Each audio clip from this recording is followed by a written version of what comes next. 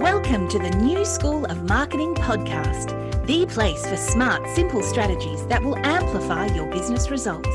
Sharing practical tips, insider knowledge, and actionable advice because marketing is something that every business owner can do. Now, let's get started. Introducing your host, Bianca McKenzie, mum, lover of snow sports, camping, horse riding, and in-demand launch strategist and Facebook advertising knowledge bank. Welcome to the New School of Marketing podcast. I'm Bianca McKenzie, and today I'm talking about marketing with heart and mind with Jane McKay. Jane McKay is a marketing consultant who has been in the business of marketing for more than 15 years. As a marketing strategist, personal brand designer, copywriter, web designer, and marketing coach, one of her clients calls her a marketing unicorn. Welcome to the show, Jane. So exciting to have you here. Thank you, Bianca. It's very exciting to be here. I can't wait to tap into your marketing genius. Got my marketing unicorn hat on. Let's do it. I love it. So, honestly, let's just dive right in. Sure. So when we talk about marketing, we often talk about purpose, goals. You can't have results without goals, anything like that. Why is it so important to have a purpose and goals to create an expanded vision for your life? Goals really give us something to work towards, and underpinning our goals is our why. We don't just go, I want to make $100,000 this year. We go, I want to make $100,000 because, and it's that because that is anchored in our values and our purpose for our lives and our vision for our lives that really underpins, the reason that we do what we do, especially when we are working for ourselves. So having an expanded vision for your life, having stretch goals, even if you do, it's the whole thing of even if you don't get 100% there, if you put a really massive goal out there and only reach it 50%, that's still a huge achievement. But if you don't document your goals, you've got nothing to measure your success by. And then you've got, like I've just had a really massive month. I'm going to reward myself. And I love putting rewards around goals because it gives you a tangible outcome. It's not just income. I go, if I get, a 5-figure month or whatever, I'm just going to go, right, I'm going to have a half day off, or I'm going to do something else that I find rewarding, or, I'm going to take the kids out for ice cream. It can be really tangible or it can be intangible. It can be high value. It can be low value, but it's really hard being in business for yourself. And we don't have someone going, these are your KPIs, you've done a good job, you've hit them or you've not hit them. So we have to set them ourselves. And they anchor us in our experience of working for ourselves in terms of, what are we achieving? How are we doing? What progress are we making? So I think goals are just so important, and I love them. I love a goal and I love a reward to go alongside a goal. I love that too. So let's just kind of go back to people who are just starting out, because if I think about myself, like I had pretty lofty goals, when I first started out, and I know that a lot of people do. And I had tiny goals. that is really wise, because I didn't reach any of it the first few years. It really reflected my lack of self-confidence, though, in terms of so my business started out as me blogging in my lunch hour on a job that I didn't really enjoy. I had freelanced a little bit before I went into that job, but really like for 3 months. I just started blogging at lunch and people were like, hey, do you want to do some writing for me? Do you want to do some writing for me? And I started off so low, and I had a conversation with my husband the other day. I went, I've got this into my business this month. And he's like, and I'm like, oh yeah, I'm kind of cool with that. And he's like, think about where you were, 5 years ago. If you'd made that in, a quarter, you would have been so happy. I got a check in, and I was like, I used to make that in a month. Yeah. And now I make it in a day. And it's really weird how your goals evolve. And that's why goals are so important, because it gives you also, if you've documented them, and you're 42% more likely to achieve a goal if you write it down. And something like, I can't remember the stat, it's much more than that, 60% more likely to achieve it if you tell someone. Right. Don't quote me on that. Yeah. That's why accountability is so important, because if you've documented your goals, you can go back and review them and see where you started and where you got to.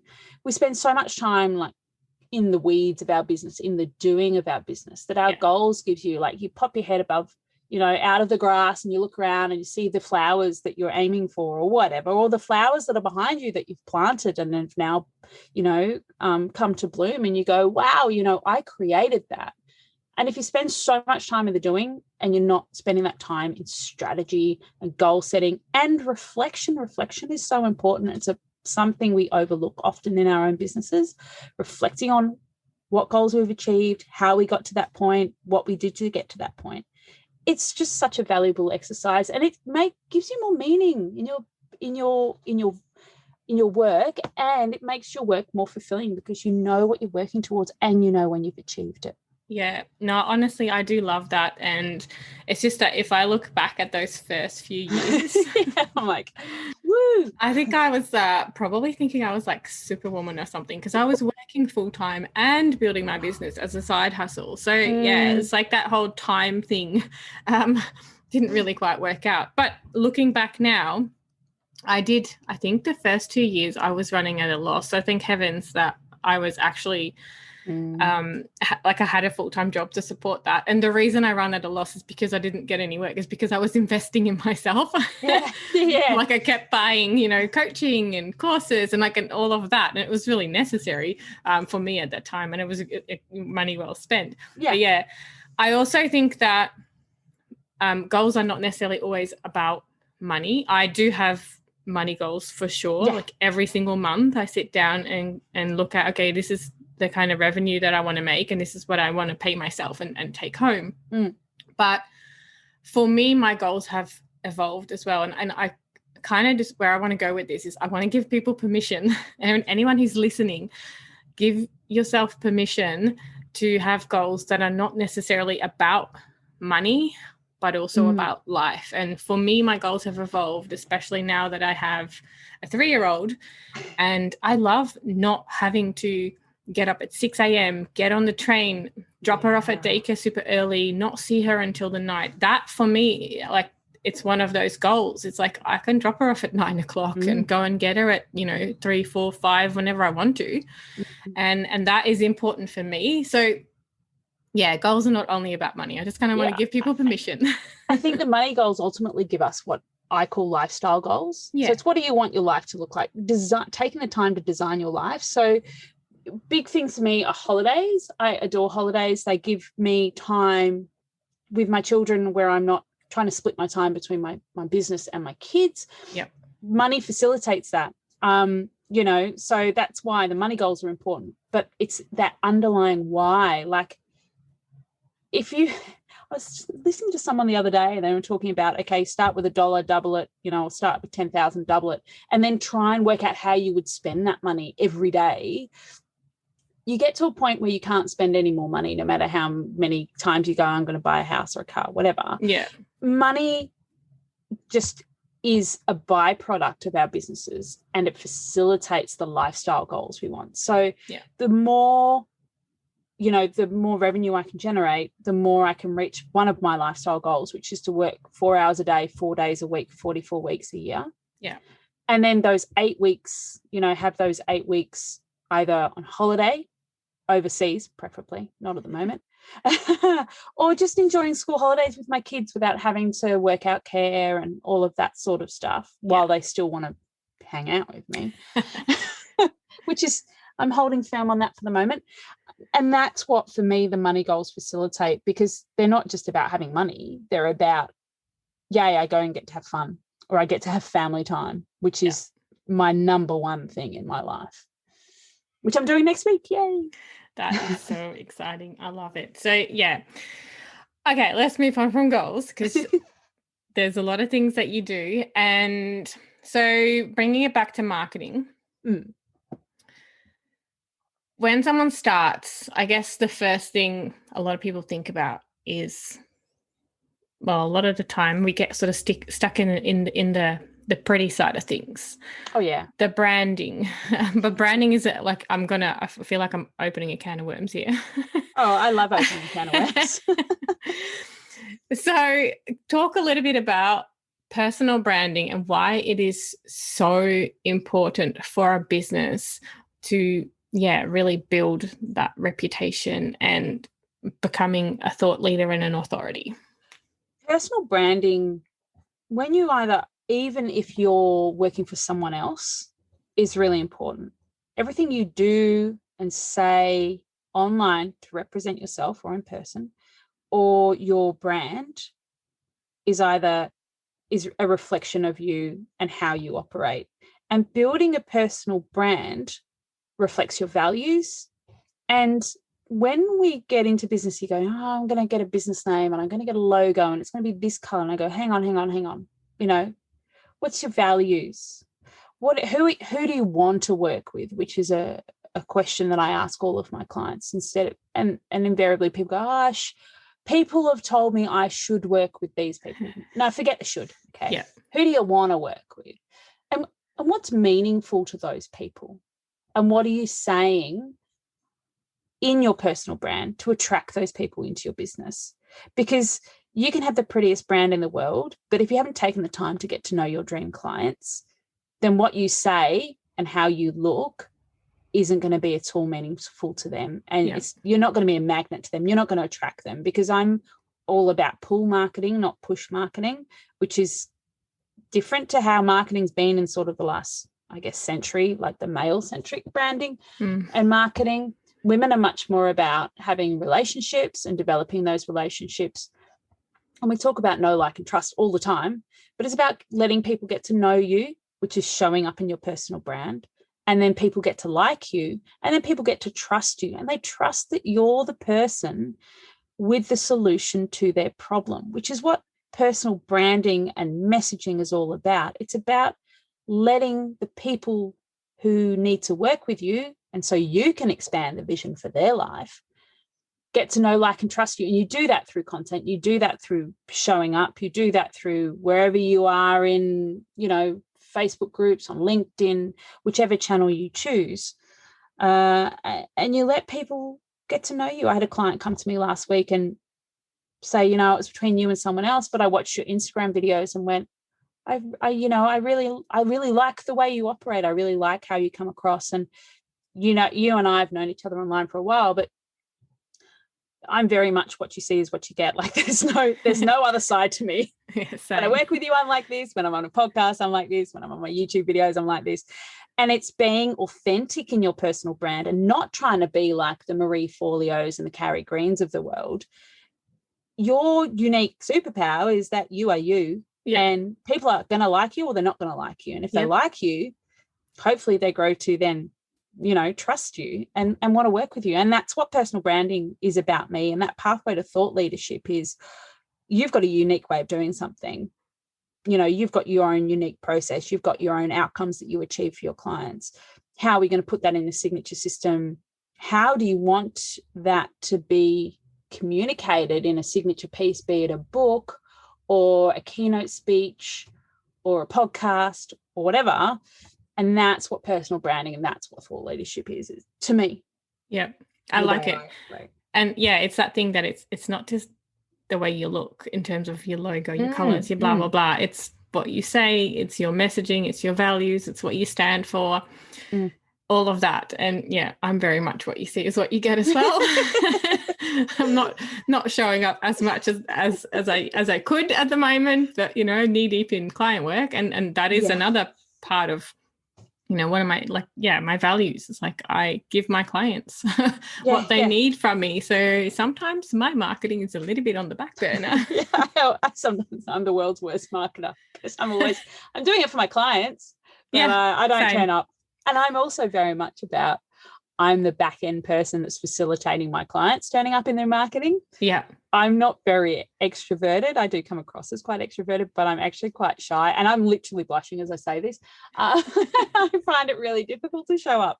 But I do push through that fear, and I encourage my clients to push through that fear. Yeah. that takes a bit of hand holding sometimes, but Same. I understand their pain. I really do. Same. I get my clients, I'm like, can you do a video? Because we need to do some video ads for you. Yeah, and they're like, whereas I'm like, I don't mind showing up on video. It's more of I don't always have my hair done. I gave up on makeup when I had my daughter. So I don't have time for that, I have a ponytail, like pretty standard. Yep, I have that at the moment.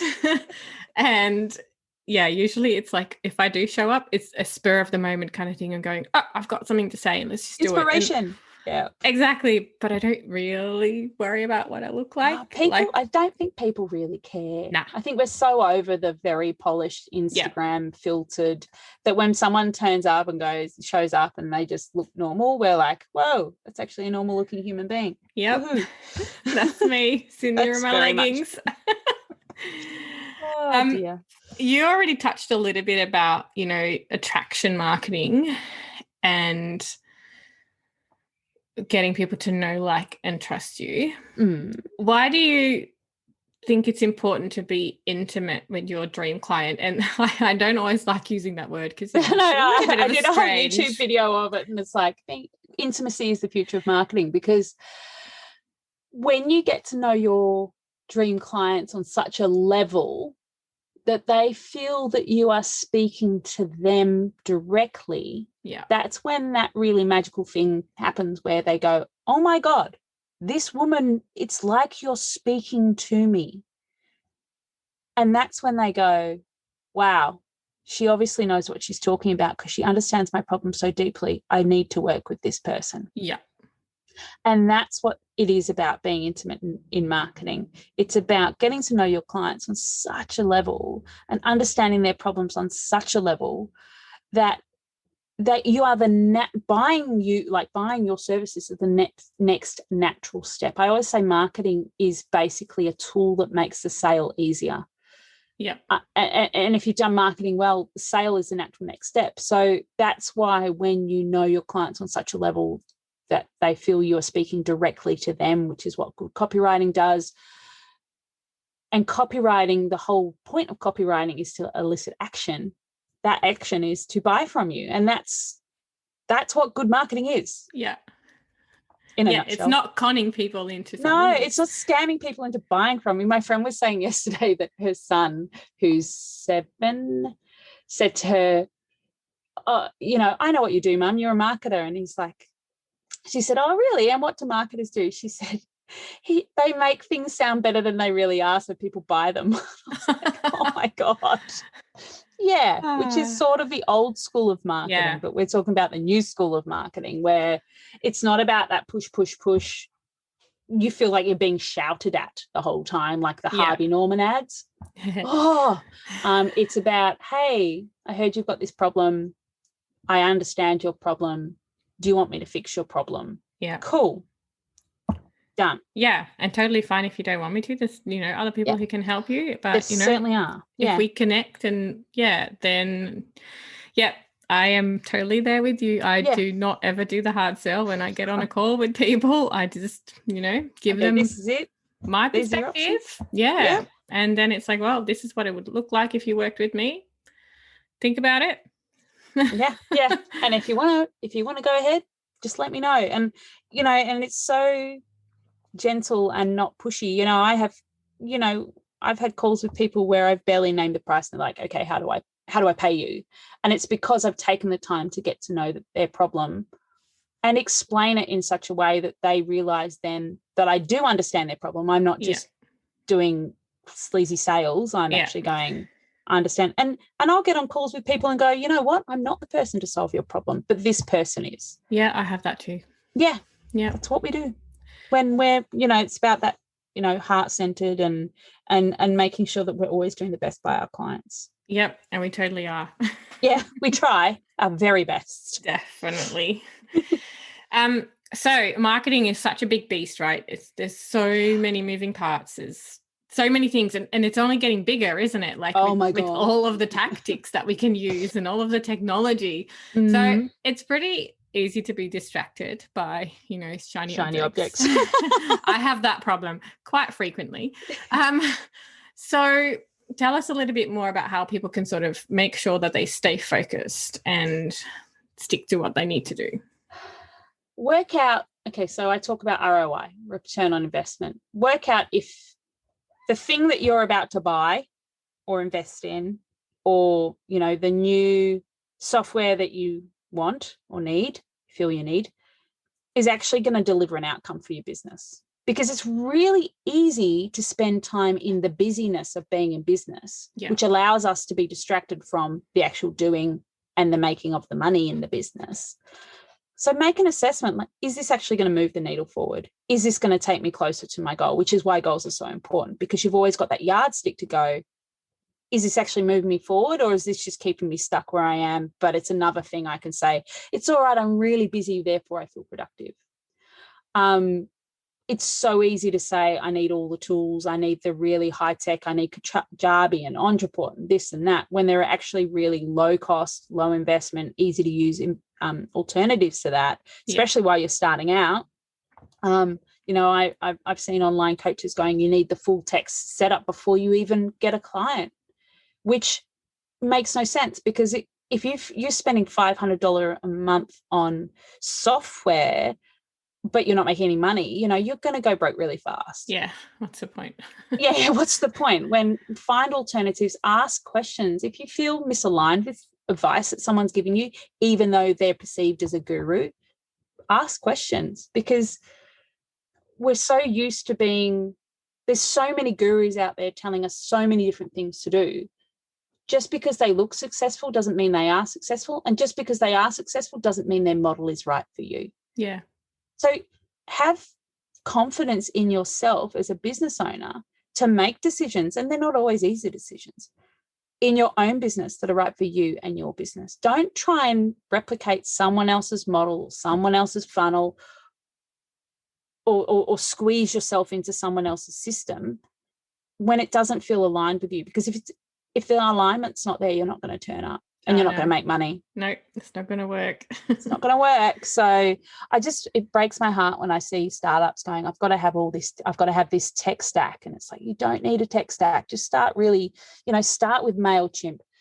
And you know, I know it doesn't do automations anymore, but unless you're going to be flooded with inquiries, you can work around that, Check in once a day and send emails yourself.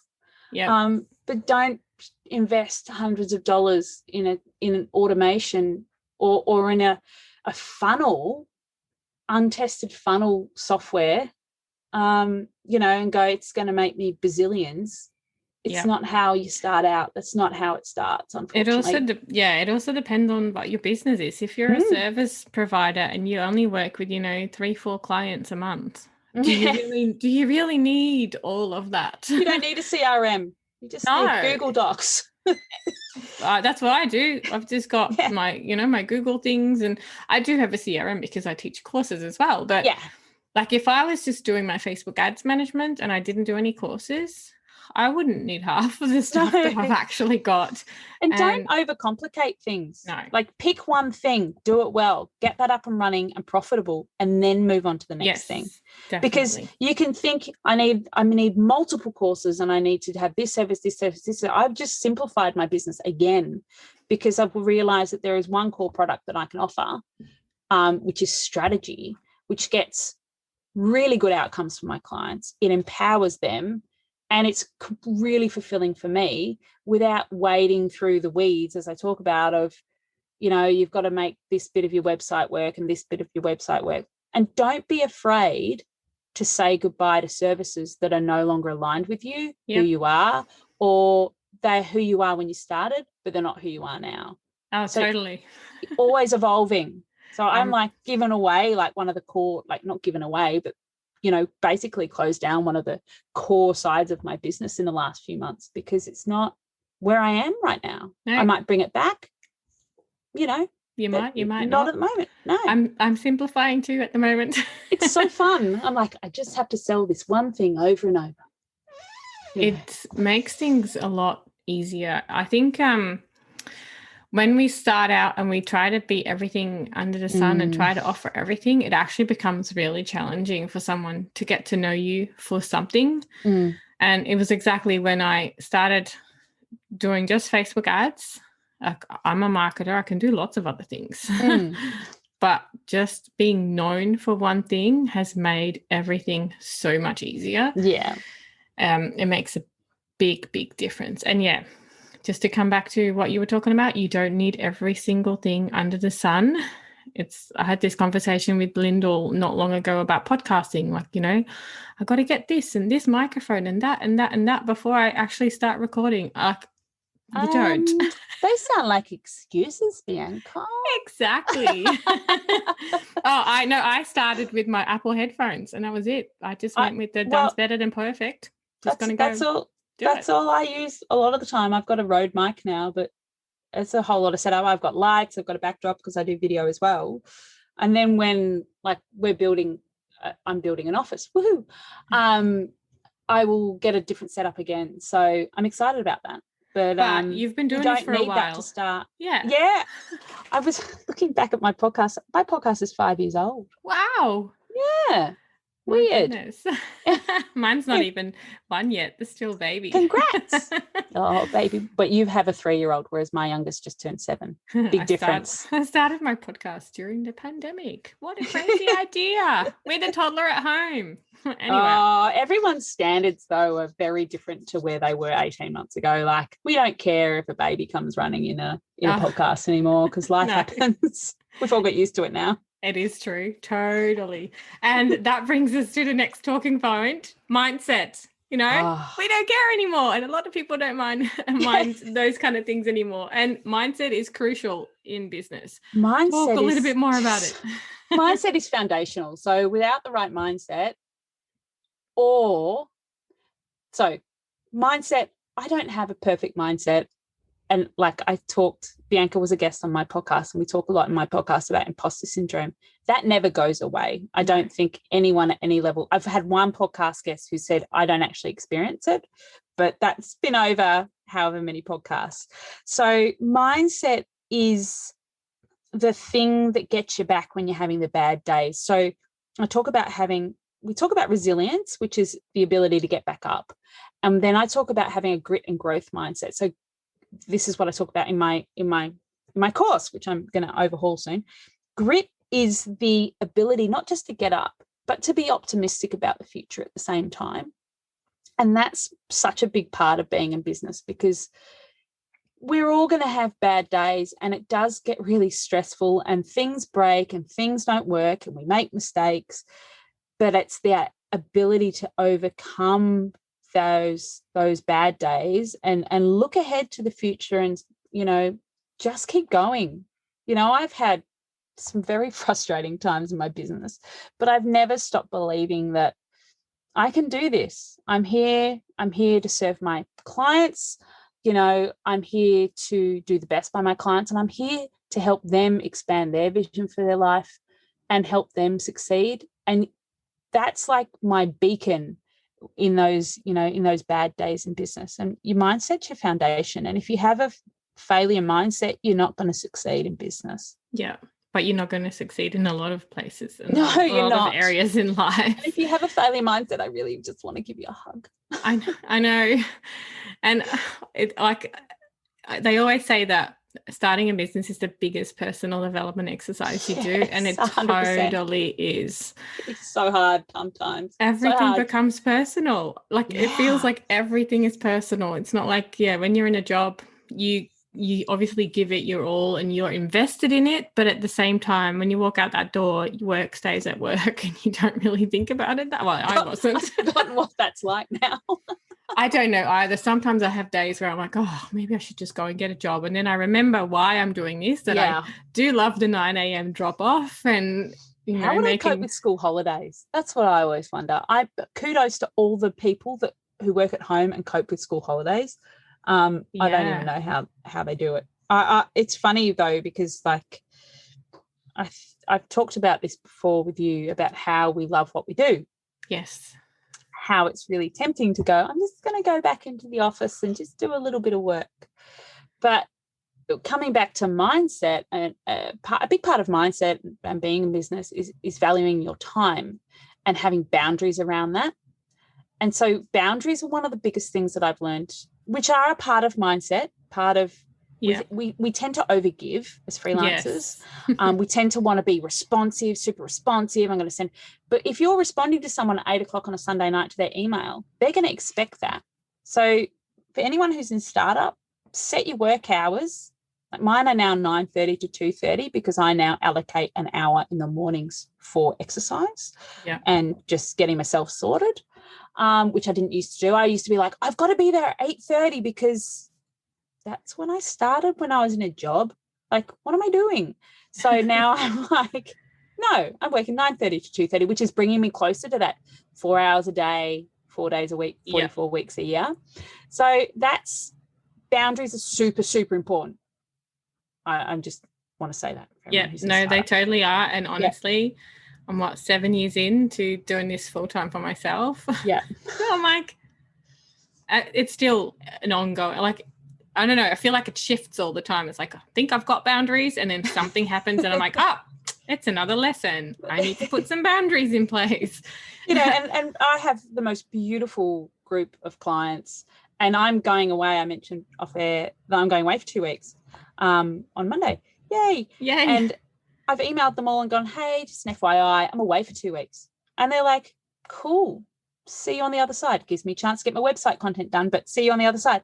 And no one's like, what do you mean you're not here? Because I have such a beautiful relationship with my clients and they're so respectful, and having that respect and respecting yourself and your own boundaries and what you will, it's that whole thing of the, what is it? The standard you walk past, it's the standard you accept. If you're developing really respectful relationships with your clients and they value you, which is a lesson I learned early on in my business quite a hard way, your clients will respect that and they will allow you to, they don't expect you to respond out of hours and they don't send you demanding messages. I used to have, in my very early days in business, I had a client who called herself a woman in leader in women in business in Australia.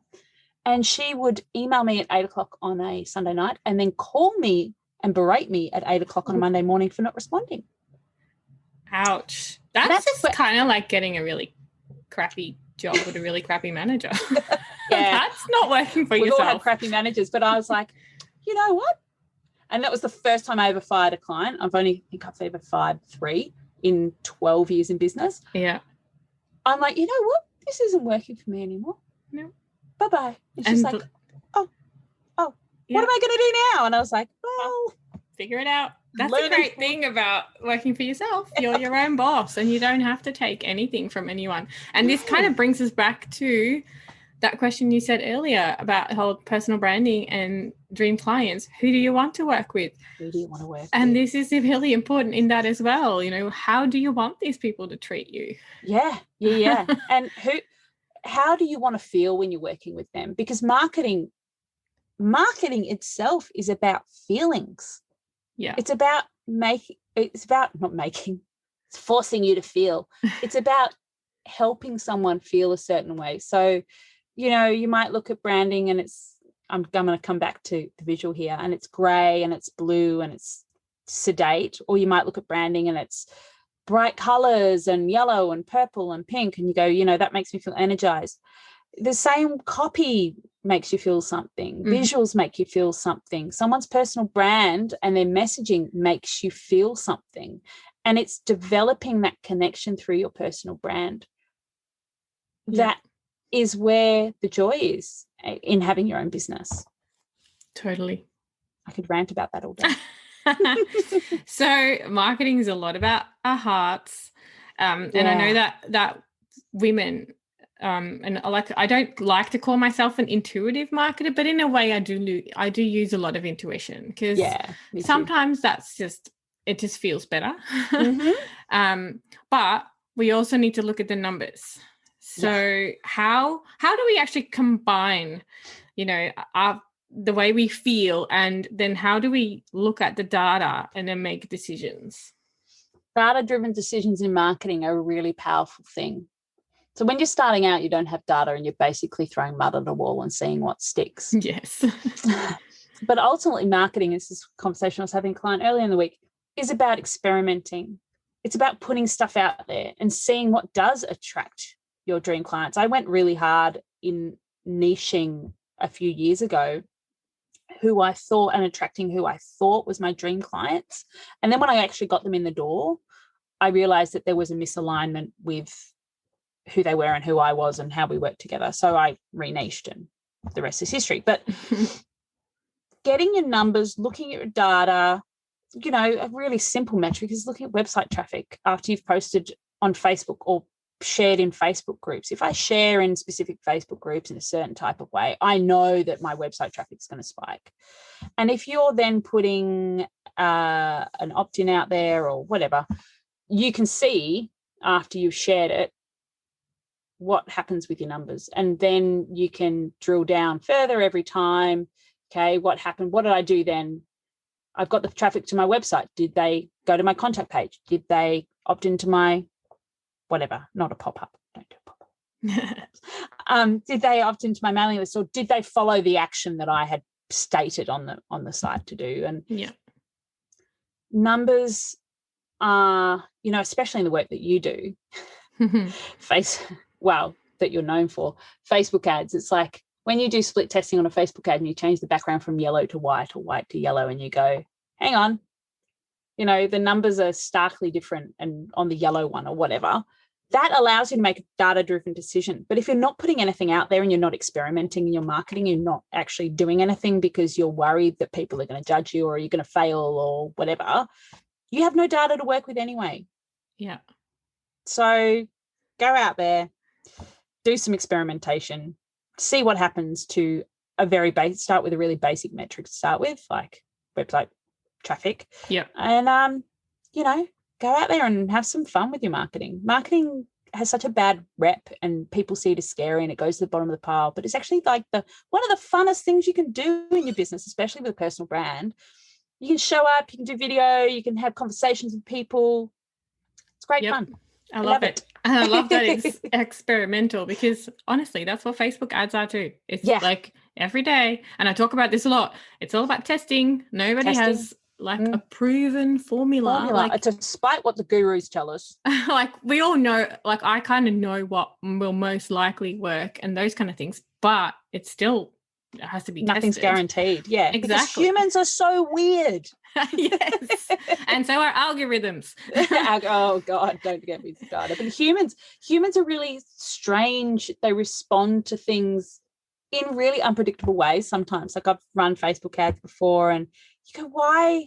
You know, you change an emoji or a call to action, and you go, I really didn't think that was going to fly, but that's it. Like, it's also important to have benchmarks, I think, in your data, especially like things like Facebook.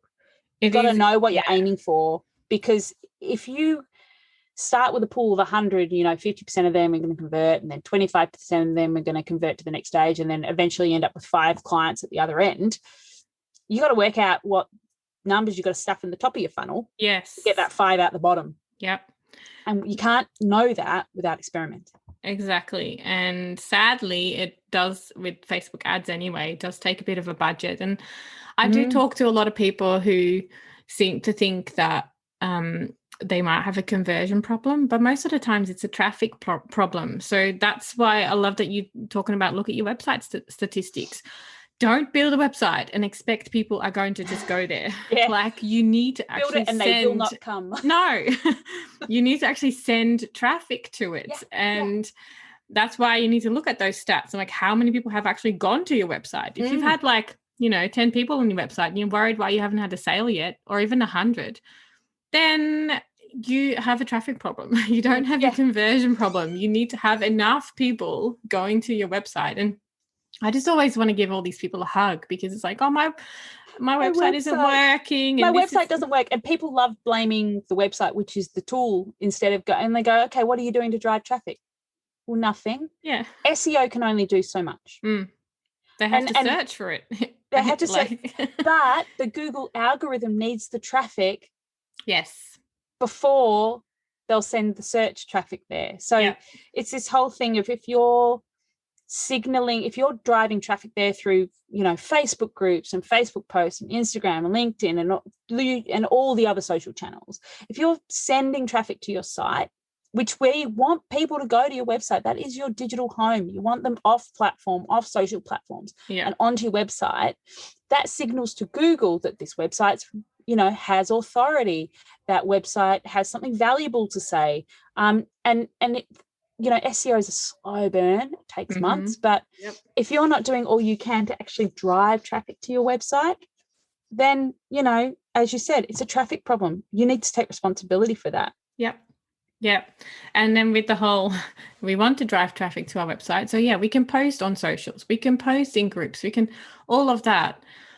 But just dumping a link there and then leaving, that's not going to work either. And this it's all about building relationships. Plus, if you are posting it in places and you are getting some engagement in terms of people are commenting on it and things like that, still look at your website numbers because people might not actually click through. And that's another thing. Then you need to go back and go, okay, well, I've been posting on all these places. Yeah, what's my messaging saying? Have I not got a call to action there? And it's so complex. It is really complex. And I think that's why a lot of people kind of just give up, because they say social doesn't work, my website doesn't work. This doesn't work, that doesn't work. And at least with Facebook ads, and that's the thing that I love, is that you are getting data. You can see the data right there and you can almost see what's wrong. It's like if people are clicking on the ads, your ads are working. Yeah. But if they're not taking the next step, then something on your website or your landing page. Yeah, exactly. So your funnel might not be working, or it could still be a traffic problem if you've only got a really small budget and you're not getting enough people to your website. The golden days of Facebook ads are gone. Yes, we've had it so good for so long, and they still work. They really do still work. But not with the budgets that we used to. No, it has changed a little bit. And it does really depend on conversion rates in the industry as well. And I get this with a lot of my e-commerce students when I tell them that the average e-commerce conversion rate is between 1% and 4%. They kind of just sit there going, what? Right, okay. But maybe people have solved this. It's going to solve all your problems. You're going to be a bazillionaire, and it's not. It's hard work. It is hard work. And the majority of people are not going to purchase from you. That is just the way things are. Just like if you get 100 people in a shop, only 4% of them might buy from you. It's the same thing. Yeah, exactly. Anyway. We could talk about this forever. We could rant all day. Yes. It's just the frustration of it, I think, more for you and I than anything else. Yes, it is. It's just so much education. Like, we understand it in a way. And half of the time I just feel so sad for people that I'm like, but they're sold this. You can make five figures a day through e-com or whatever with Facebook ads. It's like, well, you can. It takes a long time to get there. It does, and it depends on the product, and there's so many other depending on it and depending on that. Anyway, there's a lot of things there. Anyway, let's move on. We won't be sad. No, we can help people. Yeah. That's what we try to do as best as we can, right? Yep, for sure. So, last few questions. What are you curious about right now? Oh, well, if you'd asked me a couple of months ago, I would have said Clubhouse, but that ship has sailed. Oh, yeah. What am I curious about right now? Oh, what I'm really loving is I'm finding people around me who are in this real anti-guru phase, and I'm really interested in how people are turning up and creating their own version of things, of the way to market, of the way to show up in your business and build your personal brand. And I'm really loving, I've had a few conversations lately with people's different takes on things in marketing, and how we've gone from that anonymous, evergreen stuff, everyone in a funnel marketing, to this really intimate, I use that word again, connection driven side of marketing. And I'm really interested to see how that affects all these giant funnels that are out there, that, when people are basically said, oh, you come and join my live webinar that's not live, and people are really starting to clue into that. Mm-hmm. Consumers are really.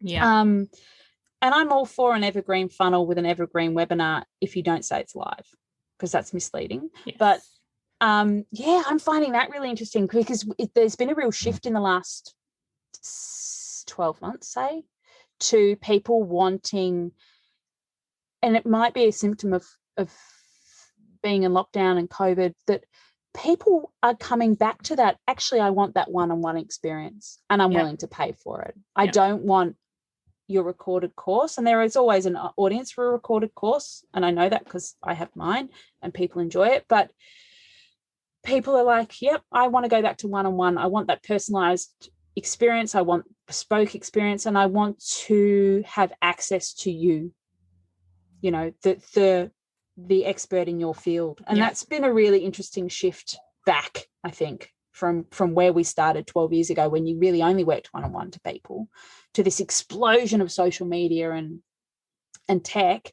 back to, again, that connection with people and the one-on-one. So I'm interested to see how that plays out. Yeah, same, because I've kind of changed that way a little bit. I do my course in a group setting now rather than a pre-recorded. Like there's still the pre-recorded thing as well. Like if people want to buy it when I'm not doing my live rounds, that's totally fine too. Yeah, but you'll be able to tap into a live round eventually, you know. Yeah, I do them a couple of times a year. So and it is that personal connection.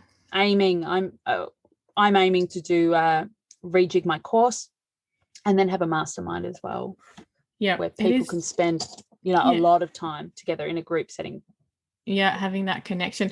And it's interesting because I'm craving that too, not necessarily like in person. No, I can't do anything in person because I live in the middle of nowhere. Yeah. I don't necessarily live in the middle of nowhere. I will be in a few weeks. But I don't like driving that much. And like, even though technically we live in Melbourne, it's still 40 kilometres to the CBD. And driving is bad for the environment. And we've all got so used to Zoom now that it doesn't really matter. Like I have clients even who are local that I go, can we still do the Zoom thing for our strategy session? Because I can then have it transcribed, you know? Yes. Yeah, there's a lot of things to it. I love it. I'm kind of curious to see that happening as well. Yeah, it's going to be awesome. If you had an extra $1,000 in your marketing budget, what would you spend it on? Interesting question. Don't say Facebook ads. I'm not allowed to say Facebook ads. No, well, you're allowed to. It's just like, I almost feel like sometimes that's why I'm asking the question. I'm not. What do you want to spend it on other than my Facebook ads? Actually, I would probably pay someone to build my course. That's a good one. Yeah. Yeah, because I was talking to you earlier about, you know, being the worst marketer. I'm like, I've got so many things I need to do, but I'm so deep in client work. Yeah. But if I was like with a client, I'd be like, no, you've just got to sit down and you've got to do it and you've got to knuckle down. Whereas me, I'm like, yeah, I'll get it done eventually. Yeah. But then it would obviously be Facebook ads to fill that course because I know how to build a course. Yeah. Well, just because you know how to. Yeah. Doesn't mean you should. It's the whole time thing. Yeah. It's on my list too, to redo my course. Yeah. It's one of those things. But that's a really good one to spend your marketing budget on. Yeah, I just spend my marketing budget. But it's that thing, it's a weird thing of being at capacity and working at capacity is where would I spend my marketing? Maybe I'd get someone like outsource all my social because I'm do that very ad hoc. Maybe I'd be more consistent you get with social and showing up. Yeah. The more leads you get, people. Yes. So do as we say, not as we do. 100%. I was thinking about that the other day, and I actually have someone who does my socials, but because I'm simplifying, we have to rejig the whole thing, but we'll get there eventually. You'll get there. It'll be good. Awesome. Well, that's the end of this week's show. If you have questions about marketing with heart and with mind, or goal setting, or any of the other things we talked about, head to janemackaycommunications.com.au. A really big thanks to you, Jane, for coming on the show. I really love talking to you. Thank you for having me, Bianca. I've really enjoyed it. My pleasure. And thanks to you for listening. If you like the show, don't forget to subscribe and leave a 5-star rating and review on iTunes, Stitcher, Spotify, or wherever you heard the podcast. Your review will help others find the show and learn more about the amazing world of online marketing. And don't forget to check out the show notes for this episode at newschoolofmarketing.com, where you can learn more about Jane, check out useful links, download free resources, and leave a comment about the show.